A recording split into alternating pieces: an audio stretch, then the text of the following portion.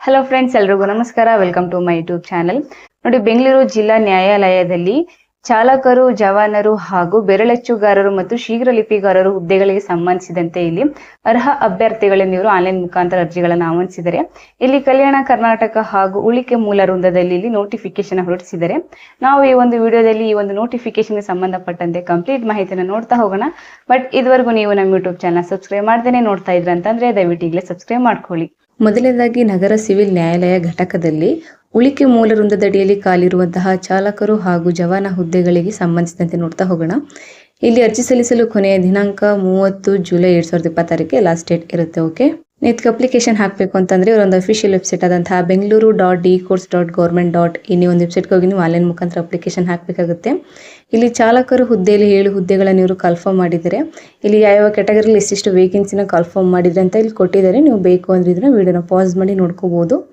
ನಂತರ ಜವಾನ ಹುದ್ದೆಯಲ್ಲಿ 81 ವೇಕೆನ್ಸಿನ ಇವರು ಕನ್ಫರ್ಮ್ ಮಾಡಿದ್ದಾರೆ. ಓಕೆ, ಇಲ್ಲಿ ನೋಡಬಹುದು ಮೀಸಲಾತಿಗೆ ಅನುಗುಣವಾಗಿ ಇವರು ಡಿವೈಡ್ ಮಾಡಿ ತಿಳಿಸಿದರೆ ನಿಮ್ಮ ಕ್ಯಾಟಗರಿಯಲ್ಲಿ ವೇಕೆನ್ಸಿನ ಕನ್ಫರ್ಮ್ ಮಾಡಿದ್ರೆ ಮಾತ್ರ ನೀವು ಇದಕ್ಕೆ ಅಪ್ಲಿಕೇಶನ್ ಹಾಕಿ. ಓಕೆ, ನಂತರ ನಗರ ಸಿವಿಲ್ ನ್ಯಾಯಾಲಯ ಘಟಕದಲ್ಲಿ ಕಲ್ಯಾಣ ಕರ್ನಾಟಕ ಪ್ರದೇಶದಲ್ಲಿ ಶೀಘ್ರ ಲಿಪಿಗಾರರು ಗ್ರೇಡ್ 3, ವಿರಳಚ್ಚುಗಾರರು, ಆದೇಶ ಜಾರಿಕಾರರು, ಚಾಲಕರು ಹಾಗೂ ಜವಾನ ಹುದ್ದೆಗಳಿಗೆ ಸಂಬಂಧಿಸಿದಂತೆ ಇಲ್ಲಿ ನೋಟಿಫಿಕೇಶನ್ ಹೊರಡಿಸಿದ್ದಾರೆ. ಇದಕ್ಕೂ ಸಹ ನೀವು ಆನ್ಲೈನ್ ಮುಖಾಂತರ ಅಪ್ಲಿಕೇಶನ್ ಹಾಕಬೇಕಾಗುತ್ತೆ. ಲಾಸ್ಟ್ ಡೇಟ್ ಬಂದು ಜುಲೈ 30 ಲಾಸ್ಟ್ ಡೇಟ್ ಇರುತ್ತೆ. ಓಕೆ, ಇಲ್ಲಿ ಶೀಘ್ರ ಲಿಪಿಗಾರರು ಗ್ರೇಡ್ 3 ಹುದ್ದೆಗೆ ಸಂಬಂಧಿಸಿದಂತೆ ಇಲ್ಲಿ ಹಿಂಬಾಕಿ ಹುದ್ದೆಯಲ್ಲಿ 5 ವೇಕೆನ್ಸಿನ ಇವರು ಕನ್ಫರ್ಮ್ ಮಾಡಿದ್ದಾರೆ. ಇಲ್ಲಿ ನೋಡಬಹುದು ಪರಿಶಿಷ್ಟ ಜಾತಿಯಲ್ಲಿ 1 ಹುದ್ದೆ, ಪರಿಶಿಷ್ಟ ಪಂಗಡದಲ್ಲಿ 1 ಹುದ್ದೆ, ಪ್ರವರ್ಗದಲ್ಲಿ 1 ಹುದ್ದೆ, ಪ್ರವರ್ಗ 2A ದಲ್ಲಿ 1 ಹುದ್ದೆ, ಸಾಮಾನ್ಯ ಅಭ್ಯರ್ಥಿಯಲ್ಲಿ ಅದು ಅಂಗವಿಕಲ ಅಭ್ಯರ್ಥಿಯಲ್ಲಿ 1 ಹುದ್ದೆನ ಕನ್ಫರ್ಮ್ ಮಾಡಿದ್ದಾರೆ. ಓಕೆ, ನಂತರ ಇಲ್ಲಿ ಪ್ರಸ್ತುತ ಕಾಲಿರುವಂಥದ್ದು 1 ಹುದ್ದೆ ಆಗಿರುತ್ತೆ, ಅದು ಪರಿಶಿಷ್ಟ ಜಾತಿಯವರಿಗಿರುತ್ತೆ. ನಂತರ ಬೆರಳಚ್ಚುಗಾರರಲ್ಲಿ ಹಿಂಬಾಕಿ ಹುದ್ದೆಯಲ್ಲಿ 1 ವೇಕೆನ್ಸಿನವರು ಕನ್ಫರ್ಮ್ ಮಾಡಿದ್ದಾರೆ, ಅದು ಸಾಮಾನ್ಯ ಅಭ್ಯರ್ಥಿಯಲ್ಲಿ 1 ಹುದ್ದೆನವರು ಕನ್ಫರ್ಮ್ ಮಾಡಿದ್ದಾರೆ. ನಂತರ ಇದರಲ್ಲಿ ಪ್ರಸ್ತುತ ಖಾಲಿ ಇರುವಂತಹ ಹುದ್ದೆ ಬಂದು 6 ವೇಕೆನ್ಸಿ ಇರುತ್ತೆ. ಇಲ್ಲಿ ನೀವು ನೋಡ್ಬೋದು ಸಾಮಾನ್ಯ ಅಭ್ಯರ್ಥಿಯಲ್ಲಿ 3 ಹುದ್ದೆ, ಪರಿಶಿಷ್ಟ ಜಾತಿಯಲ್ಲಿ 1 ಹುದ್ದೆ, ಪ್ರವರ್ಗ 2A ದಲ್ಲಿ 1 ಹುದ್ದೆ, ಪ್ರವರ್ಗ 2B ಯಲ್ಲಿ 1 ಹುದ್ದೆನವರು ಕನ್ಫರ್ಮ್ ಮಾಡಿದ್ದಾರೆ. ಓಕೆ, ಸೊ ಟೋಟಲ್ ಆಗಿ ಇಲ್ಲಿ 6 ವೇಕೆನ್ಸಿನವರು ಕನ್ಫರ್ಮ್ ಮಾಡಿದ್ದಾರೆ. ನಂತರ ಚಾಲಕರಲ್ಲಿ 1 ಹುದ್ದೆನ ಕನ್ಫರ್ಮ್ ಮಾಡಿದ್ದು, ಅದು ಪರಿಶಿಷ್ಟ ಜಾತಿಯಲ್ಲಿ 1 ಹುದ್ದೆನವರು ಕನ್ಫರ್ಮ್ ಮಾಡಿದ್ದಾರೆ. ನಂತರ ಆದೇಶ ಜಾರಿಕಾರರಲ್ಲಿ ಪ್ರಸ್ತುತ 1 ಹುದ್ದೆನವರು ಕನ್ಫರ್ಮ್ ಮಾಡಿದ್ದಾರೆ. ನಂತರ ಜವಾನದಲ್ಲಿ 7 ಹುದ್ದೆನವರು ಕನ್ಫರ್ಮ್ ಮಾಡಿದ್ದಾರೆ. ಓಕೆ, ಸಾಮಾನ್ಯ ಅಭ್ಯರ್ಥಿಯಲ್ಲಿ 4 ಹುದ್ದೆ, ಪರಿಶಿಷ್ಟ ಜಾತಿಯಲ್ಲಿ 1 ಹುದ್ದೆ, ಪ್ರವರ್ಗ 1ರಲ್ಲಿ 1 ಹುದ್ದೆ, ಪ್ರವರ್ಗ 2B ಯಲ್ಲಿ 1 ಹುದ್ದೆ. ಸೊ ಟೋಟಲ್ ಆಗಿ ಇಲ್ಲಿ 7 ವೇಕೆನ್ಸಿನವರು ಕನ್ಫರ್ಮ್ ಮಾಡಿದ್ದಾರೆ. ಇಲ್ಲಿ ಇವರು ನಿಮ್ಮ ಕ್ಯಾಟಗರಿಯಲ್ಲಿ ಮಾತ್ರ ವೇಕೆನ್ಸಿನ ಕನ್ಫರ್ಮ್ ಮಾಡಿದರೆ ಆನ್ಲೈನ್ ಮುಖಾಂತರ ಅಪ್ಲಿಕೇಶನ್ ಹಾಕಿ. ನೋಡಿ, ಇಲ್ಲಿ ಅಭ್ಯರ್ಥಿಗಳು ಆನ್ಲೈನ್ ಮುಖಾಂತರ ಅರ್ಜಿ ಸಲ್ಲಿಸಲು ಇಲ್ಲಿ ಪ್ರಾರಂಭ ದಿನಾಂಕ 1/7/2026 ಪ್ರಾರಂಭ ಆಗಿದ್ದು ಲಾಸ್ಟ್ ಡೇಟ್ ಬಂದು 30/7/2026 ಲಾಸ್ಟ್ ಡೇಟ್ ಇರುತ್ತೆ. ನಂತರ ಶುಲ್ಕವನ್ನು ಪಾವತಿ ಮಾಡಲು ಕೊನೆಯ ದಿನಾಂಕ 30/7/2026 ರಾತ್ರಿ 11:59 ಒಳಗಡೆ ನೀವು ಫೀಸನ್ನು ಪೇ ಮಾಡ್ಕೋಬೇಕಾಗುತ್ತೆ. ನಂತರ ಶುಲ್ಕಕ್ಕೆ ಸಂಬಂಧಿಸಿದಂತೆ ನೋಡ್ತಾ ಹೋಗೋದಾದರೆ ಇಲ್ಲಿ ಸಾಮಾನ್ಯ ವರ್ಗಕ್ಕೆ ಸೇರಿದ ಅಭ್ಯರ್ಥಿಗಳಿಗೆ 300 ರೂ ಫೀಸ್ ಇರುತ್ತೆ. ನಂತರ ಪ್ರವರ್ಗ 2A, 2B, 3A, 3B ಅಭ್ಯರ್ಥಿಗಳಿಗೆ 150 ರೂ ನಿಮಗೆ ಫೀಸ್ ಇರುತ್ತೆ. ಓಕೆ, ನಂತರ ಪರಿಶಿಷ್ಟ ಜಾತಿ, ಪರಿಶಿಷ್ಟ ಪಂಗಡ, ಪ್ರವರ್ಗ 1 ಹಾಗೂ ಎದ್ದು ಕಾಣುವ ಅಂಗವೈಕಲ್ಯ ಉಳ್ಳ ಅಭ್ಯರ್ಥಿಗಳಿಗೆ ಇಲ್ಲಿ ಅವ್ರಿಗೆ ಫೀಸಿಂದ ಅವ್ರಿಗೆ ವಿನಾಯಿತಿ ಇರುತ್ತೆ. ಇಲ್ಲಿ ನೀವು ಆನ್ಲೈನ್ ಮುಖಾಂತರ ಪೇ ಮಾಡ್ಕೋಬೋದು. Net banking, credit card, debit card, UPI ಮೂಲಕ ನೀವು ಫೀಸನ್ನು ನೀವು ಪೇ ಮಾಡ್ಕೋಬೋದು. ಓಕೆ, ನಂತರ ವೇತನ ಶ್ರೇಣಿನ ನೋಡ್ತಾ ಹೋಗೋದಾದರೆ ಇಲ್ಲಿ ಶೀಘ್ರ ಲಿಪಿಗಾರರು ಗ್ರೇಡ್ 3 ಹುದ್ದೆಗೆ ಸಂಬಂಧಿಸಿದಂತೆ ಇವರಿಗೆ ತಿಂಗಳಿಗೆ 44,425 ರಿಂದ 83,700 ತನಕ ವೇತನ ಶ್ರೇಣಿ ಇರುತ್ತೆ. ನಂತರ ಬೆರಳಚ್ಚುಗಾರರು ಹುದ್ದೆಗೆ ಸಂಬಂಧಿಸಿದಂತೆ ಇವರಿಗೆ ತಿಂಗಳಿಗೆ 34,100 ರಿಂದ 67,600 ತನಕ ವೇತನ ಶ್ರೇಣಿ ಇರುತ್ತೆ. ನಂತರ ಚಾಲಕ ಹುದ್ದೆಗೆ ಸಂಬಂಧಿಸಿದಂತೆ ಇವರಿಗೆ ತಿಂಗಳಿಗೆ 34,100 ರಿಂದ 67,600 ತನಕ ವೇತನ ಇರುತ್ತೆ. ನಂತರ ಆದೇಶ ಜಾರಿಕಾರ ಹುದ್ದೆಗೆ ನೋಡೋದಾದರೆ ಇವರಿಗೆ ತಿಂಗಳಿಗೆ 31,775 ರಿಂದ 61,300 ತನಕ ಇವರಿಗೆ ವೇತನ ಇರುತ್ತೆ.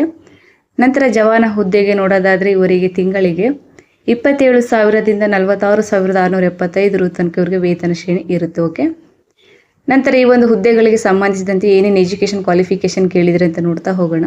ಮೊದಲನೇದಾಗಿ ಶೀಘ್ರ ಲಿಪಿಗಾರರು ಗ್ರೇಡ್ 3 ಹುದ್ದೆಗೆ ನೋಡೋದಾದರೆ ನೀವು ಪದವಿ ಪೂರ್ವ ಶಿಕ್ಷಣ ಪರೀಕ್ಷಾ ಮಂಡಳಿಯು ನಡೆಸುವಂತಹ ದ್ವಿತೀಯ PUC ಪರೀಕ್ಷೆಯಲ್ಲಿ ನೀವು ಉತ್ತೀರ್ಣತೆ ಅಥವಾ 3 ವರ್ಷಗಳ ಒಂದು ಡಿಪ್ಲೊಮಾ ಕಮರ್ಷಿಯಲ್ ಪ್ರಾಕ್ಟೀಸ್ ಪರೀಕ್ಷೆಯಲ್ಲಿ ಉತ್ತೀರ್ಣತೆ ಅಥವಾ ತತ್ಸಮಾನ ವಿದ್ಯಾರ್ಥಿನ ಹೊಂದಿರಬೇಕು. ಹಾಗೂ ಸಾರ್ವಜನಿಕ ಶಿಕ್ಷಣ ಇಲಾಖೆಯು ನಡೆಸುವ ಕನ್ನಡ ಮತ್ತು ಇಂಗ್ಲಿಷ್ ಬೆರಳಚ್ಚು ಮತ್ತು ಶೀಘ್ರ ಲಿಪಿಯಲ್ಲಿ ಹಿರಿಯ ದರ್ಜೆ ಪರೀಕ್ಷೆಯಲ್ಲಿ ನೀವು ಉತ್ತೀರ್ಣತೆ ಅಥವಾ ಡಿಪ್ಲೊಮಾ ಕಮರ್ಷಿಯಲ್ ಪ್ರಾಕ್ಟೀಸ್ ಪರೀಕ್ಷೆಯಲ್ಲಿ ನೀವು ಉತ್ತೀರ್ಣತೆ ಅಥವಾ ತತ್ಸಮಾನ ವಿದ್ಯಾರ್ಥಿನ ಹೊಂದಿರಬೇಕಾಗುತ್ತೆ.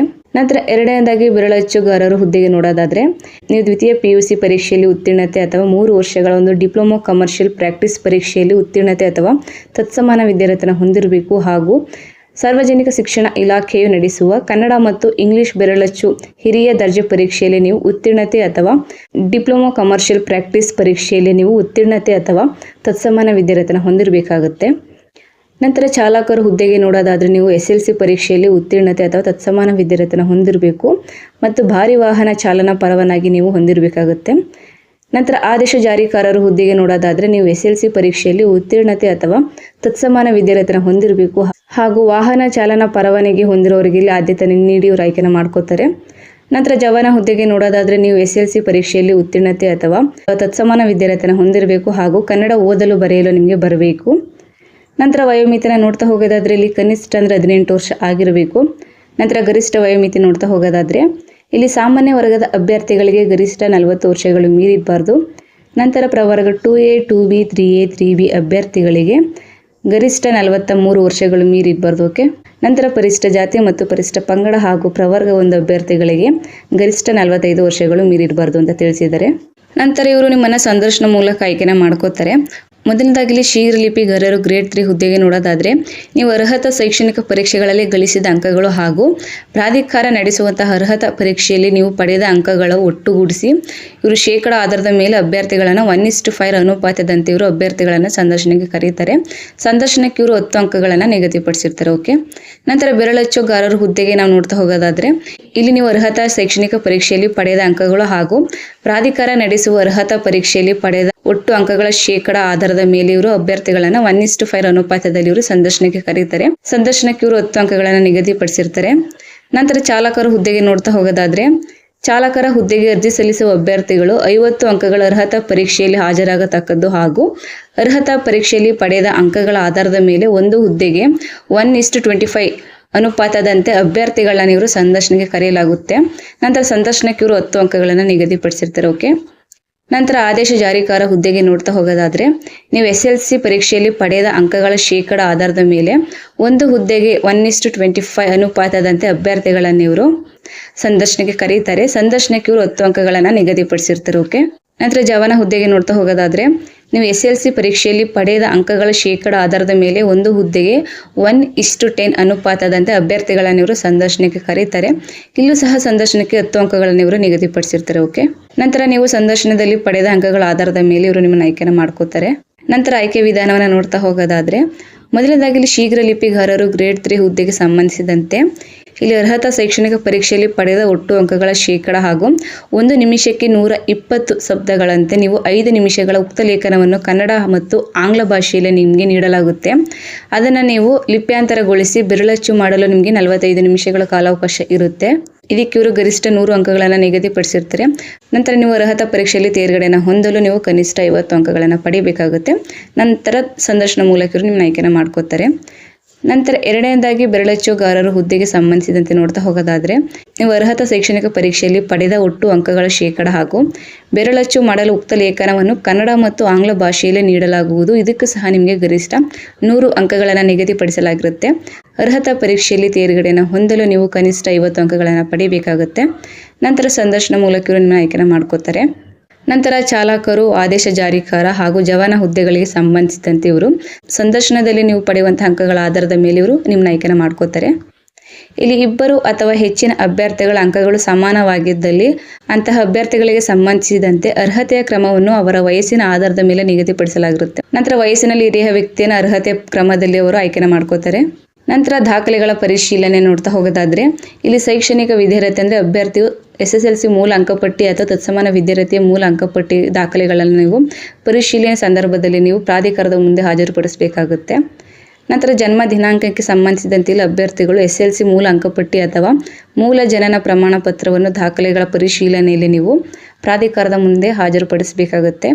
ನಂತರ ಮೀಸಲಾತಿ ಕೋರುವ ಮಾನ್ಯವಿರುವ ಮೂಲ ಪ್ರಮಾಣ ಪತ್ರಗಳು ಅಂದರೆ ಅಭ್ಯರ್ಥಿಯು ದಾಖಲೆಗಳ ಪರಿಶೀಲನೆ ಸಮಯದಲ್ಲಿ ಪ್ರಾಧಿಕಾರದ ಮುಂದೆ ಸಹ ನೀವು ಇದನ್ನೆಲ್ಲ ಹಾಜರುಪಡಿಸಬೇಕಾಗುತ್ತೆ.